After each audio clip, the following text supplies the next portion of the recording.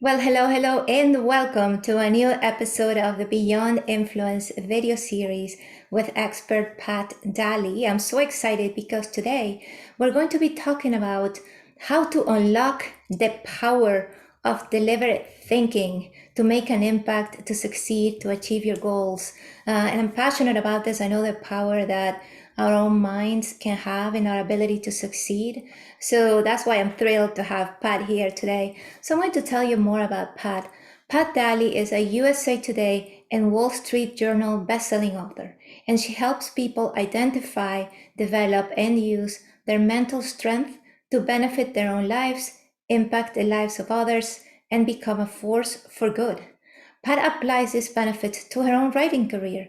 Now in her 70s, she has built a platform to teach others what she has learned about the power of deliberate thinking through study and practice. Her writing has been published by renowned media outlets such as Leaders Press, Stories Circle Network, and The Sun. She is the author of The Women in His Life, Indelible Imprint, The Deliberate Thinker, Stories and Stuff, and the co-author of Kitchen Table Stories, Real Women Write and Quit List. As you can see, Pat just loves to write, and she is retired from a career in grant writing and lives in Largo, Florida. You can find more about her at patriciadalywrites.com. Welcome, Pat. Thank you. It's wonderful to be here with you, Cloris. Well, I'm excited to have you here because you have this method you have called the deliberate thinking method to help us really move forward and achieve what we want. So, what is different about the deliberate thinking method, Pat? Well, what's different about it is where it started and where it comes from. And it goes back to writers who wrote in the late 19th and up to the mid 20th century, even to the present day, where it has transitioned into neuroscience and some aspects of the law of attraction, but neuroscience and teachers who like to talk about the mind-body connection. So the basis of it is that our thoughts have energy, and or thoughts are things. And so if we understand that and learn about that, and then apply the power of our thoughts to situations and to different folks and the things that happen in our lives, we have in our thoughts or through our thoughts the power to influence and impact what happens. So, would you say that it all starts with an awareness that that is the reality? Because sometimes we go about our days without even thinking that our thoughts are actually things, so we can actually do stuff with them. Yes, that's exactly right. In fact, in my book, The Deliberate Thinker, I mentioned that I know that when I was growing up, no one ever talked about how our minds and our thoughts have energy and that we can impact the way things go in our lives.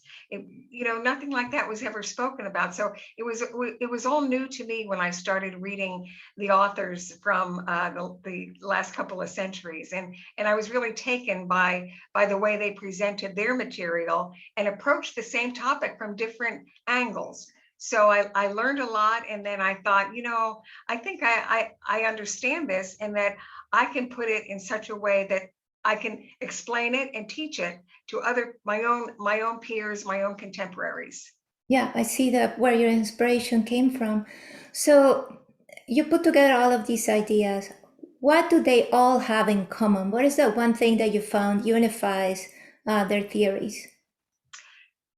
I would say that we as human thinking persons, have abilities which are really powers, and we have the ability to think. We can make a purpose. We can have do something intentionally or deliberately, and that there is power in that ability. I think they have all of that in common, but as I said, all of them together are really that would be like the hub, and that all these thinkers and different writers from the past couple centuries, they all have their own tangents and their own way of approaching that basic reality, that thoughts are powerful and energetic, and that we can use them for good in our world. Yeah, exactly. Okay, so the method is called deliberate thinker, meaning that we're actually conscious of what we're doing, the way we're of managing our thoughts, our emotions. And you talk about 5 stages within the method. Yes. So please tell us about those 5 stages. Okay. Like most things that we learn, there is a progression in learning. There's a process in learning. And it's no different when we start to understand about our own thoughts and minds and what we have the power to do. So the 5 stages that I've described in the Deliberate Thinker are: number one, preparing. In any situation in life, you have to start somewhere. You start preparing for a result. So in deliberate thinking, it's no different. So there's preparation, and that's physical preparation and also mental preparation. In other words, calming your mind, body and mind, getting ready to do something and go somewhere. The second stage is awareness, and we've kind of talked about that, the consciousness of what you are able to do, the consciousness of what your mind is has certain functions and abilities, and you become aware of them and learn about them. The third stage is creating, and that's where you really start thinking, verbalizing, visualizing, and also feeling. There's feeling and visualizing and verbalizing. That's the creative part of thinking deliberately. Then there's the realizing stage. And the realizing stage is being able to say, I know that what I'm thinking and what my process is doing is real, and that there are going to be benefits and results from what I'm doing. That's realizing it. And then the last stage is responding. It's saying thank you. It's also kind of sealing in and saying, I know that what I've done is purposeful, deliberate, and real. And then my response is that I am going to go forward with the expectation and the knowledge that what I've done, I've created something that's going to be manifest, that's going to come to be, and I'm going to see results. And then you let it go. Then you just let it go, and you go on with your life because you've done all that you can do. So then you just have the expectation it will be done in good time, and I've completed my work. Fascinating. So, do you ever go back to the original intention or thought regularly? Are there guidance, or is there a guidance for that, or does it depend on the person and our journey? I would say it depends on the person, because it's not magic. It's not like, okay, I'm going to do these stages and then it's going to happen. It's not like that, because life is not like that. But it can be progressive. Even your working the system is progressive. That because once you let it go, you can go on with your life. But then things are going to come back again. A situation is not going to be resolved overnight. It's not magical thinking. And you have to say, well, I'm going to do it again. I'm going to follow this process again, because I know there's power in it, and I know that I'm still moving along, and I am progressing. So it's not one and done necessarily. It could be, but it's not necessarily. It's even that is a process. You can do the process over and over. That makes sense. So then that takes me to my next question, which is the preparation phase. Do we Yes. have to, because I'm guessing there are some techniques, things that we need to do to prepare ourselves physically and mentally. Do we have Yes. to have a practice to continuously prepare ourselves, or is that like a one-time kind of course that we take, we're prepared, and from then on it's easy? Well, I would say this, that if you do yoga, or if you do meditation, when you do practices like that, there's always a beginning, there's always a first step, and usually it has a preparation step. And usually that step is calming, being quiet, being relaxed, and being ready to move forward. You can't just kind of jump in it at the fourth stage and think you've got it done. You have to start at the beginning each time. And part of that beginning is relaxing the body, relaxing the mind, and emptying the mind of the stuff that fills our minds day in and day out. So that's what I mean by preparing. You're preparing to move along progressively in this process. Now, some like meditation, being calm and emptying the mind, that's the goal of meditation. That's kind of like the end result, is getting quiet, being relaxed. But for me, in my method, that's the first step. Interesting. So would you say that the meditation is kind of like the core of the preparation stage in the whole process? I would say that. And I think that a lot of people would identify with that. A lot of people would say, yeah, well, I get that part. I get the preparation because I'm either I'm familiar with meditation, or I'm familiar with the mind body connection. And I know that if my body is calm, I have a better chance of calming my mind and moving on without interruptions in my head. Yes. Pat, there's so much to say about meditation, really, and so many ways you can actually Yes. practice meditation. So, do you favor one specific way of meditating over other? What are your thoughts about that? I would say that anyone who has any experience in meditation and has found a practice or a way of getting into a meditative state that works for them, then that can be applied perfectly to this method, because that first step is getting calm, getting relaxed, and getting quiet. So if you have a meditation practice that helps you get there, then you're pretty much way ahead of other people who have never meditated, or don't know how to meditate, or don't know what meditation is. But this can teach you how to do that.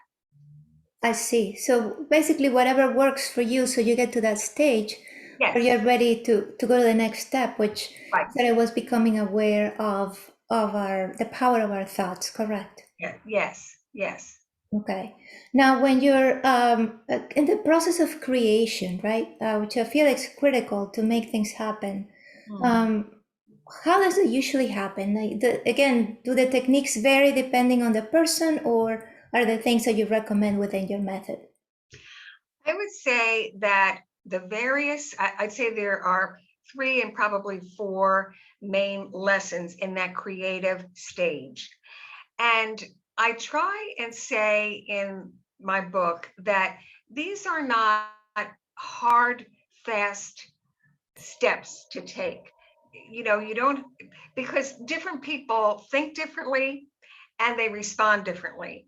But my thought is that if you can manage to touch upon these main creative points along the way, whether it's 1, 2, 3, 4, or 1, 4, 3, 2, or 4, 3, 2, 1, it really doesn't matter. That's not the important thing. But the important thing is that you have contact with the lessons, or the stages in that creative stage, because they're very important. And I would say that all of the authors that I research, they all talk about these creative lessons that are in the book, that one way or the other you're going to have to include them if you really want to be in a creative mode, if you want to move forward creatively. I see. Okay. So then you're saying that when we apply the deliberate thinking method, we were able to create a change in our own lives. We achieve our goals. We see clearly where we're going. But we also make an impact in the lives of others, which comes back to the whole, making an impact, having influence and really motivating people. How does that work? Well, um, here's one thing I would jump to, and that is what has been called by recent writers like Lynn McTaggart, the rebound effect. And that is, whatever we create in our thoughts and minds, maybe to help others or to impact others, it has an effect on us because we're the ones creating those thoughts and feelings and ideas in the creative process. We're creating those things. So even though we might have the intention of helping or healing or supporting someone else through our intention, it's going to impact us as well, because we are the creators, and that energy is coming from us, and we're giving it out to other people. I see that. Yeah, it makes complete sense. Yeah. So, okay. So we have this method. We're able to impact the lives of those around us. Mhm. And this is a question that, do we ever get it done? And do we ever finish that evolution? Or do you think the deliberate thinking method or thinker method is something that you have to apply constantly? Because if not, basically just like you don't go to the gym, your gains will be lost. Yes. Well, I I don't know if the gains would be lost, but if you keep practicing it like anything else, you get better.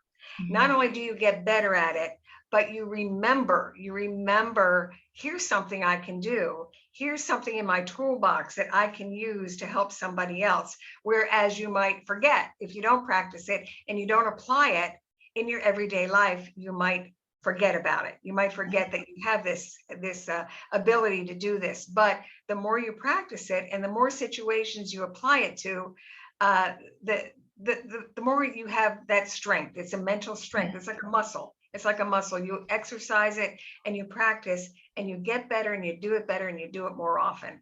Hmm. That's fascinating, Pat. So, this is something I'd like you to walk us through a situation where you have applied the deliberate thinking method in your own life or that you write about in your book, so Okay. we can see how we can apply it in our day to day lives. Okay, sure. This is a very earthy situation that happened to me a couple of weeks ago. My son told me in one morning that he lost his wallet, and I thought, "Oh no, you lost your wallet." And I was upset. I was anxious. I was angry, and I'm thinking of all the things you got to go through if you, if you lose your wallet. And he had looked all over, and we went through all. Well, what were you wearing? Where were you? What, the whole thing. We went through the drill. He couldn't find it, so he went to work, and I thought, I'm gonna use my method to help him find that wallet and to get through this situation.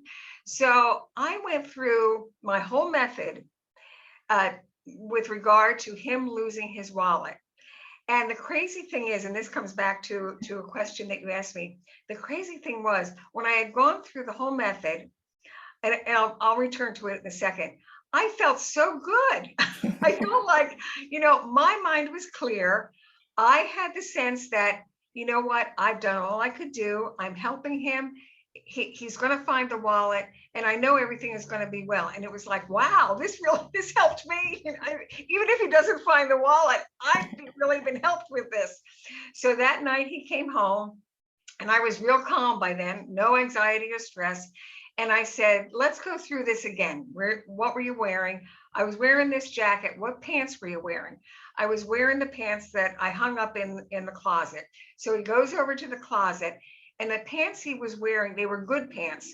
So the pocket in his pants, they were like, they weren't part of the material. So the pocket had flipped, and when it flipped, it was closer to the waistline than it was where the pocket area normally is. So he's feeling and feeling. And then all of a sudden he says, oh, wait, he says, and he digs in, and there's the wallet in his pants.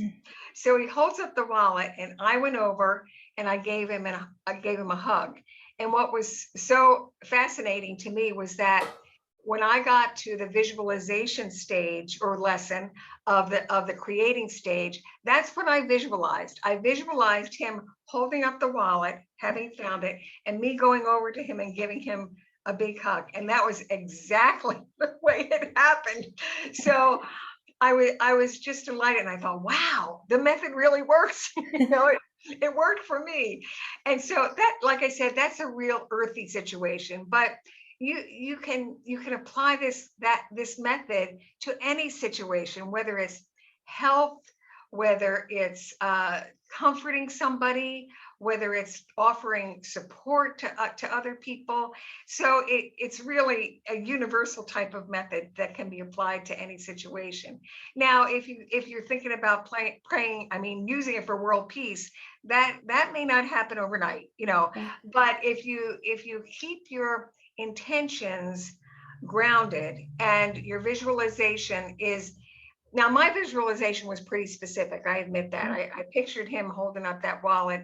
But if your visualizations are more general and but you know the feeling that you're going to feel when you see progress or when you see a change or when you see an effect, that's the important thing. So, because sometimes what we visualize is so specific that it's not helpful to be that specific. But you visualize good happening, you visualize a good outcome, and you have an idea of what that will look like, and especially what that will feel like once there's progress or once there's a resolution or a result. I see that. And I see the method as a way to bring you back to a solution oriented mode rather Yes, than I'm freaking out. What can I do? that's exactly right. Exactly. So you're helped, but at the same time, you're sending out good energy and intention to help the other person or the other situation. So it's a win-win. Exactly. Beautiful. So would you say that when people implement this method and you implemented it in your own life, is there one of the stages that tends to be more challenging than others? For me, the most challenging part is creating and experiencing the feeling that I will feel in the future when the resolution or the situation is helped. Because feelings, to create a feeling is not that easy to do, especially if you're upset or you're anxious or you're worried. To be able to create the feeling of a good result is a difficult, for me, is a difficult thing to do. So that's I would say that is the most difficult step for me. I can visualize an outcome, and I can claim an outcome to say, this is it, this is what I've created. But when it comes to this is how I will feel about it. This is the actual feeling I will have once the situation is resolved. That for me is most difficult. But it may not be that way for everybody. The first lesson of calming down might be the hardest step for someone else. But you begin to recognize what your challenges are, and you just keep going and practicing and working through them. That's true. I was thinking also that something that might help is to put yourself in a similar situation where it's kind of like the same feeling as what you want to achieve, or in the past. Maybe you were there at some point in the past.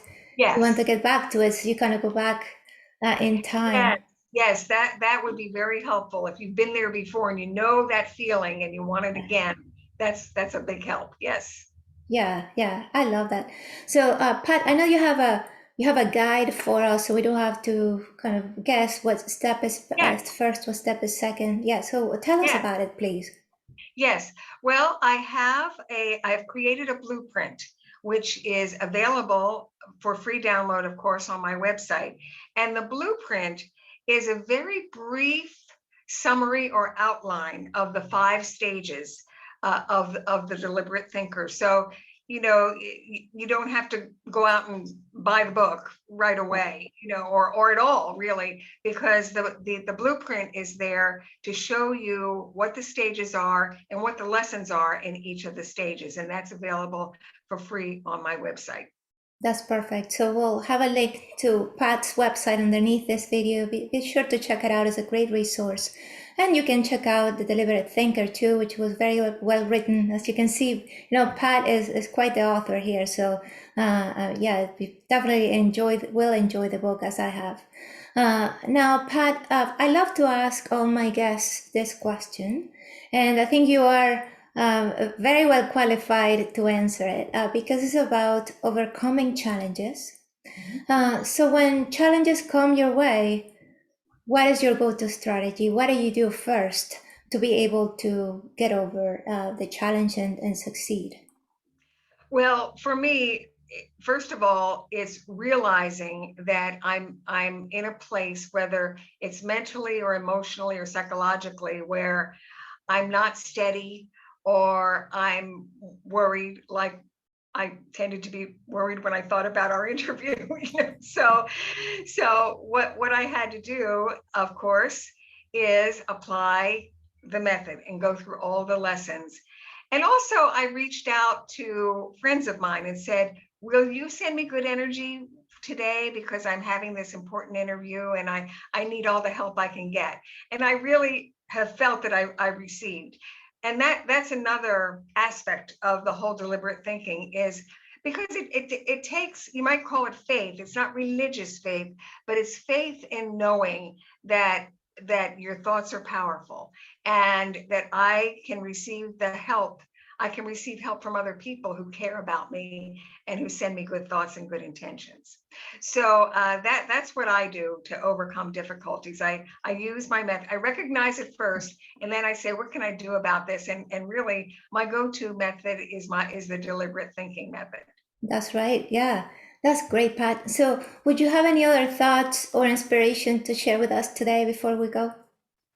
Well, I would just encourage everybody to look into, and you don't have to read my book. You can read all of the other authors that I've read for the past 10 years or so, and you can learn yourself what they have said, their progress, their journey, and to find out and learn for yourself that your thoughts are powerful. Your thoughts are things, and they have energy, and you can be a great influence in the world and in your life and the lives of those you love. Well, that is a beautiful message. And thank you once again, Pat, for being part of this project. It's wonderful. Thank you, Cloris. It was a pleasure to be here. I'm delighted. Thank you so much for having me.